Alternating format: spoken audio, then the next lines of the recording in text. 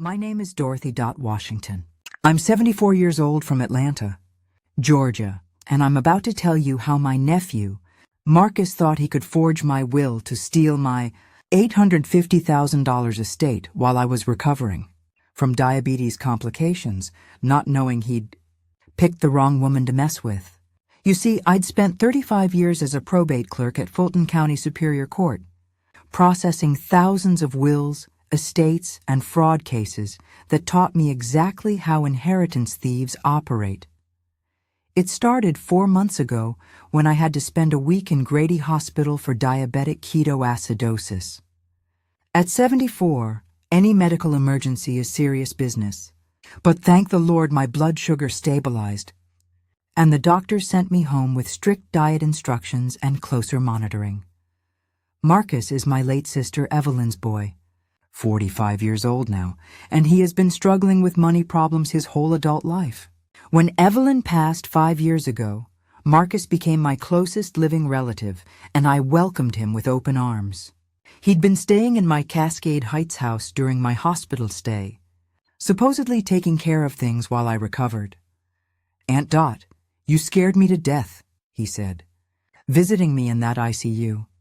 "Promise me you'll let me help with your important papers and such. I know how confusing all this medical stuff can get, and I want to make sure you're protected." I should have caught that phrase, important papers. Marcus had never shown interest in my business before, but there he was, suddenly concerned about my estate planning and whether my will was up to date. During my recovery, Marcus visited every other day, always steering conversation toward my finances. How much was the house worth? Did I have life insurance? What about my retirement accounts from the county?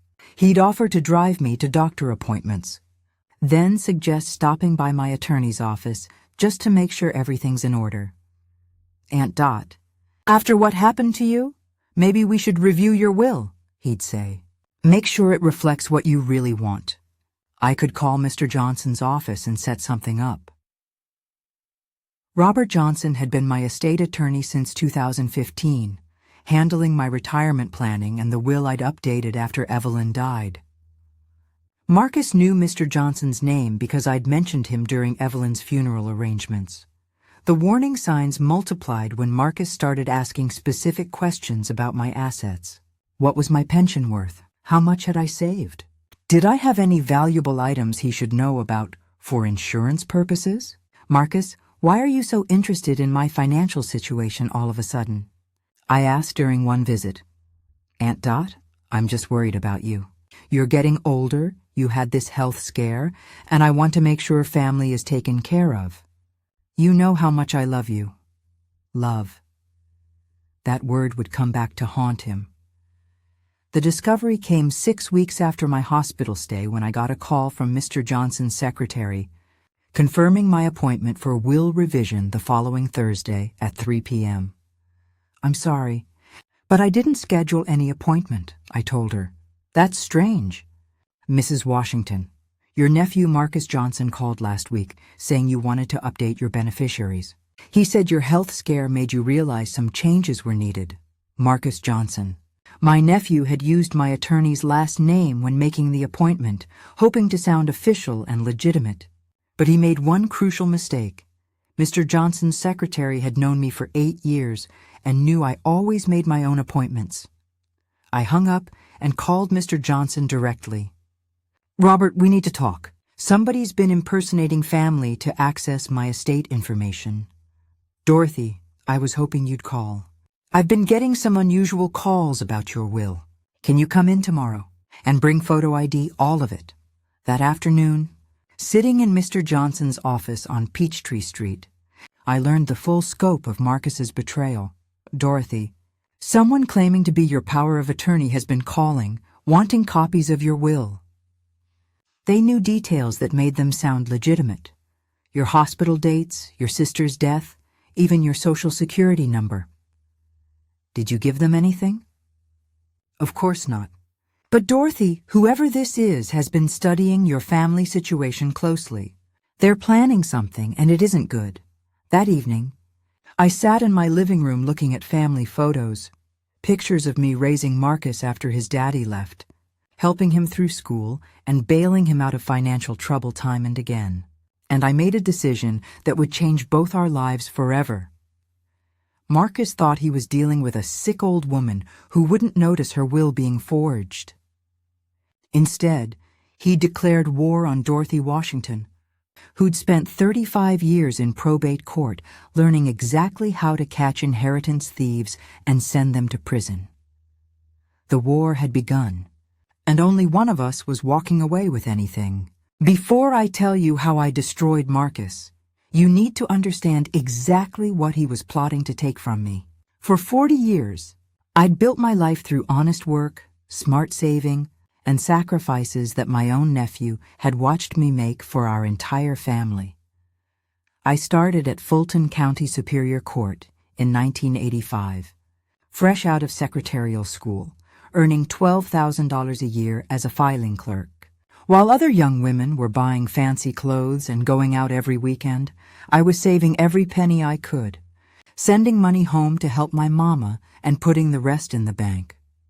By 1990, I'd worked my way up to probate clerk, processing wills, estates, and inheritance disputes. That job taught me everything about how families fight over money, how people try to cheat the system, and most importantly, how to spot forged documents and fraudulent claims. I made $35,000 a year by 1995, good money for a black woman in Georgia back then. But instead of moving to a fancy apartment or buying expensive things, I was supporting my sister Evelyn and her boy Marcus after their no-good daddy ran off and left them struggling. Every month for 15 years, I sent Evelyn $400 to help with rent, groceries, and Marcus's school expenses. When Marcus needed new clothes, I bought them. When he needed books, field trip money, or supplies for school projects, Aunt Dot was there with cash in hand. "Dot, you're an angel," Evelyn would tell me every Sunday after church. "I don't know what we'd do without you." In 2000, I bought my house in Cascade Heights, a beautiful brick ranch with 3 bedrooms and 2 baths for $85,000. I saved for 5 years to make that down payment, working overtime and holidays, eating lunch from home instead of buying from the courthouse cafeteria. But my biggest sacrifice came in 2003 when Marcus graduated high school and wanted to go to Clark Atlanta University. He was smart enough to get in, but his mama didn't have college money. So I took out a second mortgage on my house, $35,000, to pay for his education. "Aunt Dot, I promise I'll pay you back when I get a good job," Marcus told me at his high school graduation. "This degree is going to change our whole family's situation." I worked double shifts and weekend hours for 4 years to make those mortgage payments, sacrificing my own comfort so Marcus could get educated. When he graduated in 2007 with a business degree, I spent $2,000 on his graduation party, inviting the whole neighborhood to celebrate our family's first college graduate. But Marcus never got that good job he promised. He bounced between sales positions, insurance companies, and get-rich-quick schemes that never worked out. Every time he got fired or his business failed, guess who he called for help? In 2010, when Marcus's marketing company went bankrupt, I gave him $15,000 to pay off his debts and keep his car from being repossessed. In 2014, when he got behind on his apartment rent, I paid $3,500 to keep him from being evicted. In 2018, when his credit cards were maxed out, I loaned him another $8,000 over 20 years. I calculated that I'd invested $95,000 in Marcus's life, college tuition, business loans, rent money, car payments, and emergency funds. Money that came directly from my county salary and retirement savings, money I'd never see again because I was supporting family. But the money wasn't my only sacrifice. When Evelyn got sick with cancer in 2017, I used all my vacation time and sick leave to take care of her. I drove her to every chemotherapy appointment, sat with her through the bad nights, and handled all her medical bills and insurance paperwork. During Evelyn's final months, I spent $12,000 on treatments the insurance wouldn't cover, medications, and private nursing care. I wanted my sister to be comfortable and to know her family was taking care of her. After Evelyn passed in 2019, Marcus inherited her house and her small savings account, about $25,000 total. Within 6 months, he'd sold the house and spent every penny on a luxury trip to Las Vegas, posting pictures on Facebook of himself gambling, drinking expensive liquor, and staying in high-end hotels. That should have been my warning that Marcus saw family money as his personal inheritance fund. When I retired in 2020, after 35 years with the county, my pension was worth $3,800 a month, and I'd saved $485,000 in my 401k and personal savings. I owned my house free and clear, now worth $320,000, and had $65,000 in life insurance policies. My total estate was worth $850,000, built through decades of honest work, careful saving, and personal sacrifice. My will, prepared by Mr. Johnson in 2019, left $50,000 to Marcus and divided the rest between my church, the United Negro College Fund, and the American Diabetes Association. Marcus would inherit enough money to pay off his debts and start fresh, more generosity than most people show to relatives who never paid back previous loans. But apparently $50,000 wasn't enough for Marcus. He wanted everything I'd worked my entire life to build. Over the past 3 years, Marcus had visited regularly, always asking questions about my estate planning and whether I'd considered updating my will to reflect family priorities. "Aunt Dot, you know I've always been like a son to you," he'd say. "After everything you've done for our family, I hope you know how grateful I am." Grateful. The man who'd taken nearly $100,000 from me over 20 years and never paid back a dime was grateful. Grateful enough to forge my will to steal everything I'd sacrificed 40 years to accumulate. But Marcus made one fatal mistake when he decided to rob me. He forgot that his loving aunt hadn't just worked at the courthouse for 35 years. I'd been the probate clerk who processed thousands of estate fraud cases and learned exactly how inheritance thieves operate. Marcus thought he was stealing from a sick old woman who'd be too confused to notice her will being forged. Instead, he was about to learn what happened when you tried to steal from someone who'd spent 3 decades catching people exactly like him. What I discovered next revealed that Marcus's will forgery scheme was far more sophisticated and calculated than I'd initially realized. This wasn't some desperate last-minute attempt to get quick money. This was a carefully planned criminal operation that had been in development for months. The day after meeting with Mr. Johnson, I did what any retired probate clerk would do when facing potential fraud. I called my old supervisor, Judge Patricia Williams, who'd been handling estate cases at Fulton County for 20 years. "Dorothy, good to hear from you," Judge Williams said when I explained the situation. "You need to document everything and get professional help immediately. What you're describing sounds like systematic elder financial abuse with serious criminal implications." Judge Williams recommended Jennifer Hayes, a private investigator who specialized in family financial crimes. Jennifer had worked on dozens of inheritance fraud cases during my time at the courthouse, and her reputation for uncovering family schemes was legendary. "Mrs. Washington, give me everything, phone records, visit logs, any conversations about your finances," Jennifer said during our meeting at her Buckhead office. "If your nephew is planning estate fraud, he's been collecting information for months." Within 48 hours, Jennifer had uncovered evidence that made my blood pressure spike and confirmed my worst suspicions about Marcus's character. "Dorothy, your nephew has been researching probate fraud techniques online for over a year," Jennifer reported, showing me printed screenshots from Marcus's social media accounts and internet browsing history.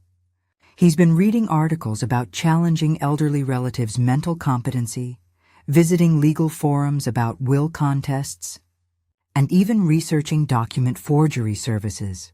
But the most damaging discovery was Marcus's financial situation. Jennifer's investigation revealed he was drowning in debt. Credit cards maxed at $45,000, behind on his car payments, and facing eviction from his apartment. His latest get-rich-quick scheme, selling insurance, had failed completely, and he owed his previous employer money for unpaid advances. Marcus isn't just greedy, Dorothy. He's desperate. People in his financial position often turn to elder financial abuse because they view elderly relatives as easy targets with valuable assets they can access through forgery and manipulation. Jennifer's research showed that Marcus had been systematically collecting information about my estate for over 6 months, using family visits and my own generosity against me. Every time I'd mention Mr. Johnson, every detail about my health, every casual comment about my retirement accounts, Marcus had been taking mental notes and building a criminal file. But the most shocking discovery came when Jennifer traced Marcus's recent activities through public records and financial transactions. 2 months before my diabetes emergency, 2 months before, Marcus had contacted a document service in East Point, paying $1,500 for practice materials and consulting services about estate documentation. Dorothy, your nephew was planning this fraud before you even got sick. He was just waiting for the right opportunity, a medical crisis that would make you seem vulnerable and potentially incompetent to manage your own affairs. Jennifer showed me surveillance, photos of Marcus meeting with the document service, bank records showing the $1,500 payment, and copies of materials he'd requested about proper will formatting and witness requirements. Marcus was planning to forge a completely new will, naming himself as your primary beneficiary, then file it for probate after your death. If anyone questioned the will's legitimacy, he'd claim your diabetes and age had affected your judgment and that he was simply honoring your final wishes as expressed to him privately. The scope of Marcus's betrayal was breathtaking. He'd been preparing for months to convince a probate court that I was mentally incompetent due to age and illness, and that he, as my devoted nephew, was simply following my wishes to leave everything to the family member who'd been taking care of me. Jennifer had also discovered that Marcus had been documenting my medical appointments, keeping records of my hospital stay, and even taking photos inside my house during his visits, evidence he planned to use to support his claim that I needed family assistance with important decisions. Dorothy, this is textbook elder financial abuse with sophisticated criminal planning. Your nephew has been treating you like a mark, not family. That afternoon, I made the hardest decision of my life. I called Detective Maria Santos from the Atlanta Police Economic Crimes Unit, a woman I'd worked with on several fraud cases during my courthouse years. Dorothy, what you're describing is serious criminal activity, Detective Santos said after reviewing Jennifer's evidence. Attempted probate fraud, elder financial abuse, conspiracy, and if he goes through with it, forgery and theft by taking.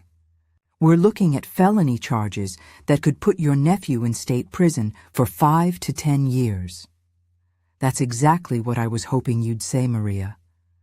But I wanted more than criminal prosecution. I wanted Marcus to lose everything he valued in life, the same way he'd planned to steal everything I valued. My first call was to Marcus's apartment complex. Using the evidence Jennifer had gathered about his criminal planning and financial crimes, I notified them that their tenant was under investigation for elder financial abuse and might pose a risk to other elderly residents. Ma'am, we appreciate you bringing this to our attention. We'll be reviewing Mr. Washington's lease agreement and may need to take protective action for our community's safety. Next, I contacted the Georgia Department of Insurance, which regulated Marcus's insurance license. I filed a formal complaint, including evidence of his attempted fraud, elder abuse planning, and systematic deception of elderly family members. Mrs. Washington, Insurance agents are required to maintain the highest ethical standards. If Mr. Washington is convicted of financial crimes targeting elderly victims, he'll lose his license permanently and be prohibited from working in any financial services industry. But the most satisfying call was to Marcus's current employer, the insurance company where he'd been working part-time. I spoke directly to the regional manager, explaining that Marcus was under criminal investigation for elder financial abuse. "Ma'am, thank you for this information. We cannot employ anyone under investigation for crimes targeting elderly clients. Mr. Washington will be terminated immediately." That evening, Marcus called me as he had every week for months, still playing the role of concerned nephew while planning to steal everything I owned. "Hey, Aunt Dot, how are you feeling? Your blood sugar has been stable?" "I'm feeling real good, Marcus," I said calmly. "Been thinking a lot about family lately, about trust, about loyalty, about what family really means." "That's good, Aunt Dot. Family is everything." "You are absolutely right, baby. Family is everything. And I've been learning so much about our family lately. Things I never knew before. Things that really opened my eyes." There was a pause. "What kind of things?" "Oh, just how much you've been looking out for me, sweetheart.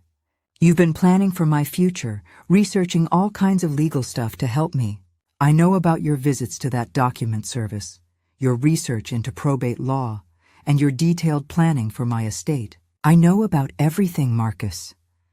The silence stretched so long I thought the line had gone dead.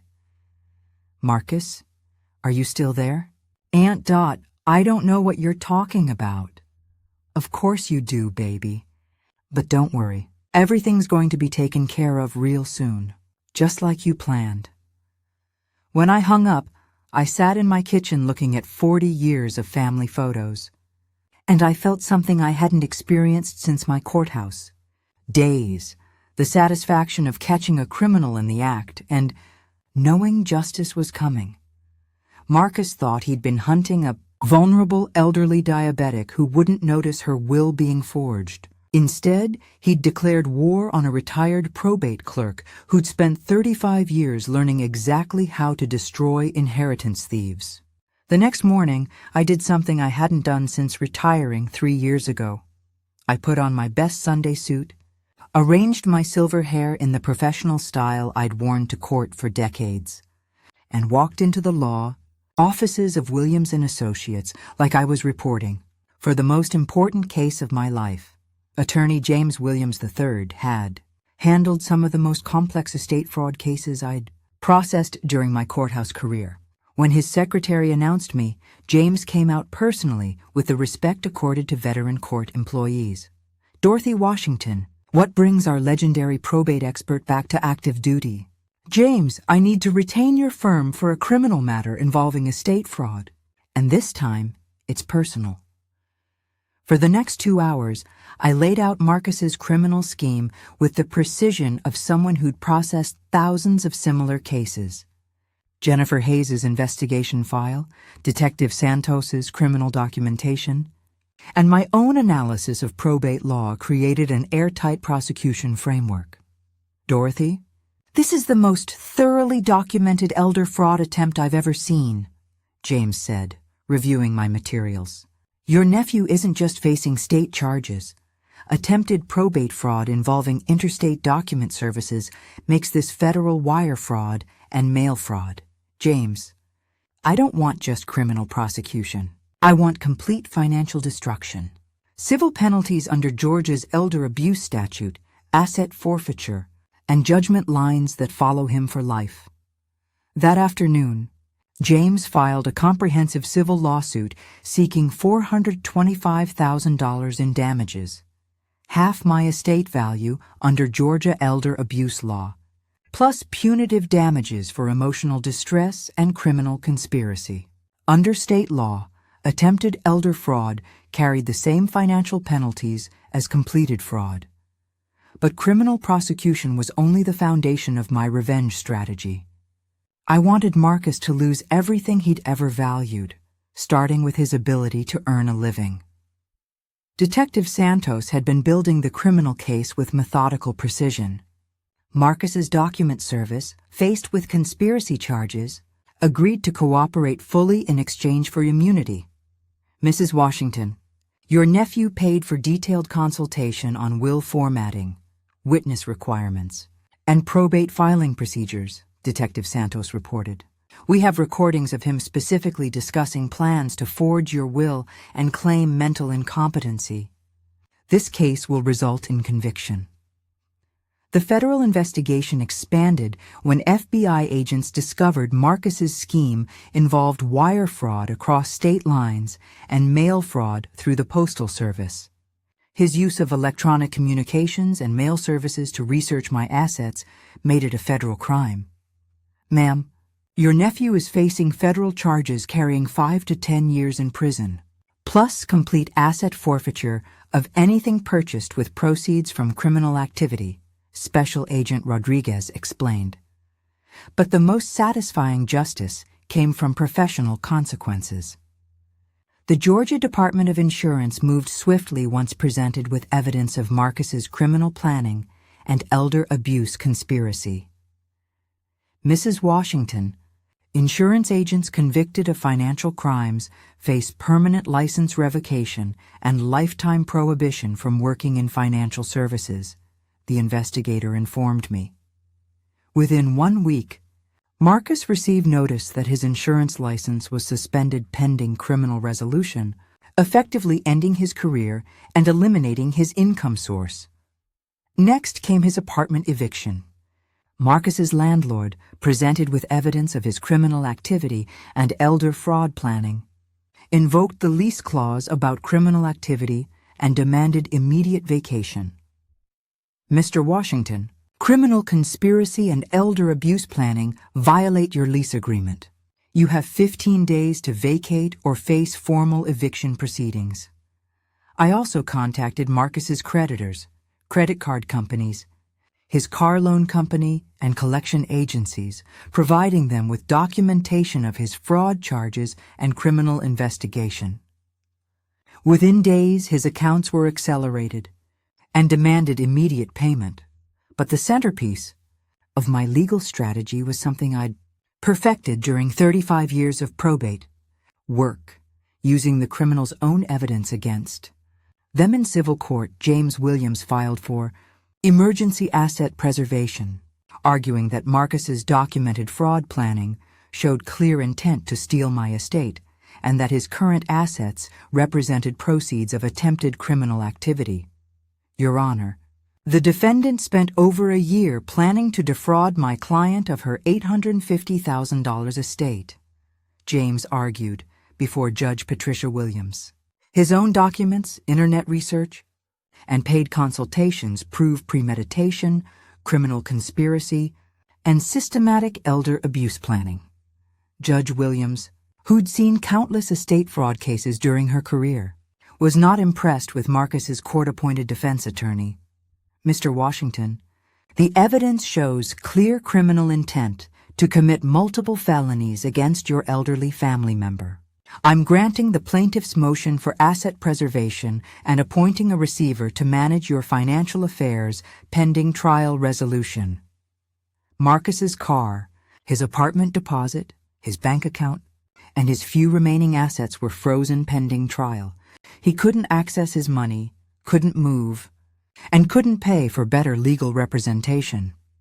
2 weeks into the proceedings, Marcus's public defender contacted James seeking a plea agreement. Mr. Williams, my client wants to make a deal. He's willing to plead guilty to attempted elder fraud in exchange for reduced sentencing, and he's asking if Mrs. Washington would consider accepting restitution and an apology. James relayed the message during our strategy session that afternoon. Dorothy, Marcus wants to plea bargain. His lawyer says he'll admit guilt, apologize publicly, and pay emotional damages. I looked at James with the expression I'd perfected during 35 years of watching criminals try to avoid consequences for stealing from elderly victims. James, you can tell Marcus's attorney that Dorothy Washington, loving aunt, died the day I discovered my nephew was planning to forge my will and steal my life savings. Dorothy Washington, probate clerk, has no interest in showing mercy to criminals who prey on elderly family members. The trial proceeded with courtroom efficiency I remembered from my working days. Marcus's own research, his document service testimony, and systematic evidence of his criminal planning created such an airtight case that his public defender recommended accepting the prosecution's plea offer. Marcus pled guilty to attempted probate fraud, elder financial abuse, and conspiracy charges. 7 years in Georgia State Prison, complete restitution to me as the victim, and permanent prohibition from working in any financial capacity. But the criminal conviction was only the beginning of Marcus's destruction. The civil judgment, asset forfeiture, and community consequences would follow him for the rest of his life. Marcus thought he was targeting a sick elderly diabetic who wouldn't notice her will being forged. Instead, he'd chosen to steal from a retired probate clerk who'd spent 35 years learning exactly how the legal system punishes people like him. The final destruction of Marcus's life unfolded with the systematic precision I'd learned from 3 decades of processing estate fraud cases. By the time I finished with him, Marcus had lost not just his freedom, but every aspect of the existence he'd tried to steal from me. The civil judgment came down 8 months after Marcus's criminal sentencing. $20,000 in damages under Georgia's elder abuse statute. Judge Williams ruled that Marcus's systematic planning and criminal conspiracy warranted maximum penalties allowed by law. The defendant engaged in sophisticated criminal planning, targeting an elderly family member who had financially supported him for over 20 years. Judge Williams stated during the judgment hearing, "This represents the most serious form of elder abuse, calculated betrayal of family trust, combined with organized criminal fraud." Under Georgia asset forfeiture laws, everything Marcus owned was liquidated to satisfy the judgment. His car sold for $8,500, his personal belongings for $2,200, and his apartment security deposit went directly to my damages award. Even his insurance license, worthless now due to his criminal conviction, was officially transferred to pay court costs. But the most satisfying moment came when Marcus's longtime girlfriend, Keisha, finally learned the truth about his criminal conviction and elder abuse charges. She contacted me personally to apologize and distance herself from his actions. "Mrs. Washington, I had no idea Marcus was planning to steal from you," Keisha said during her phone call. "When I found out what he tried to do to his own family, I was disgusted. I've moved back to my mama's house, and I won't be visiting him in prison or supporting him in any way." The community response throughout South Atlanta was swift and decisive. When word spread through our Cascade Heights neighborhood that Marcus Washington had tried to forge his aunt's will to steal her life savings while she was sick with diabetes, the reaction was unanimous condemnation. Pastor Williams addressed the situation during Sunday service at Mount Olive Baptist Church without mentioning names, but everyone knew who he meant. "There is no sin more evil than betraying the family members who sacrificed everything for your welfare," he preached, looking directly at the pew where Marcus used to sit beside me. Sister Johnson, Sister Davis, and the other church mothers made sure the entire congregation understood what Marcus had attempted. In a tight-knit community like ours, his reputation was destroyed forever, and his criminal conviction became a cautionary tale about family greed and elder abuse. But I wasn't finished with my revenge yet. I wanted Marcus to understand the complete scope of what he'd lost through his betrayal and what his criminal actions had accomplished. 6 months after his sentencing, I wrote Marcus one letter in prison, the only communication I would ever send. "Marcus, by now you've served 6 months of your 7-year sentence for trying to forge my will and steal my estate. I thought you should know what your betrayal accomplished. Your girlfriend Keisha has moved on with her life. She told me she was disgusted by your actions and won't be visiting or supporting you. She's dating a decent man now who treats her with respect. Instead of planning to steal from elderly family members, your apartment has been rented to a nice young family who actually appreciate what they have, instead of plotting to take more from people who love them.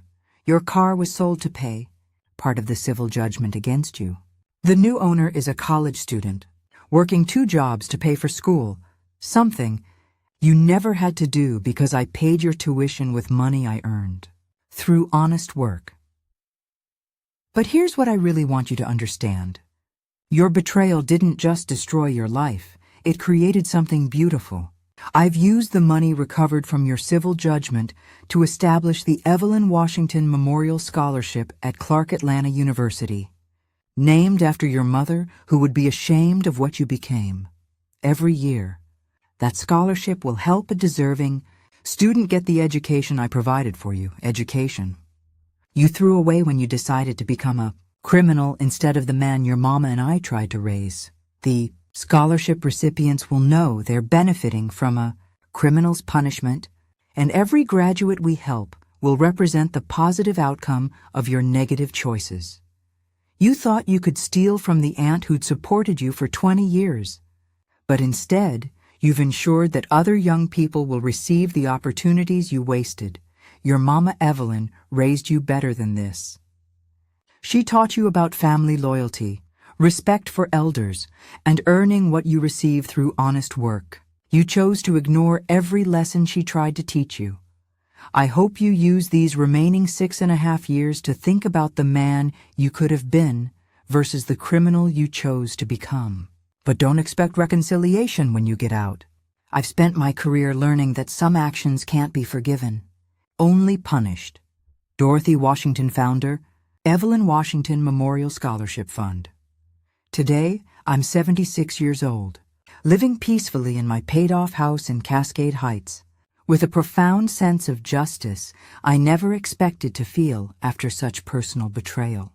The scholarship fund I established has already helped 4 deserving students attend Clark Atlanta University, and applications increase every year. Every scholarship recipient learns they're benefiting from a criminal's punishment and an aunt's love transformed into opportunity for others. Marcus's betrayal ultimately serves education instead of greed and family legacy instead of individual selfishness. Last month, I received a thank you letter from Jasmine Williams, this year's scholarship recipient, who wrote, "Mrs. Washington, I promise to honor your sister's memory and make the most of this opportunity that came from such difficult family circumstances. Your strength in turning betrayal into blessing inspires me to use my education to help other families." Those words gave me more satisfaction than any revenge could provide. People sometimes ask if I regret destroying Marcus so completely, if family should have meant more than justice. But I sleep peacefully, knowing I taught him the most important lesson of his life. Betraying the people who love you carries consequences that last forever. Marcus thought he'd found the perfect victim in his elderly diabetic aunt, who wouldn't notice her will being forged. Instead, he learned that some women spent their careers learning exactly how to catch inheritance thieves and make sure they never steal from families again. The last thing I want to say is this: love your family unconditionally, but never let that love make you vulnerable to their crimes. Sometimes the most loving thing you can do is ensure criminals face full consequences, even when they share your blood, because when family members become predators, justice isn't revenge. It's protection for everyone they might have hurt next. Thank you for listening to today's story from Granny Story Corner. Life teaches us lessons in the most unexpected ways, doesn't it? If this story touched your heart, please subscribe for more real-life tales that remind us of our shared humanity. Until next time, may your own story be filled with wisdom and love.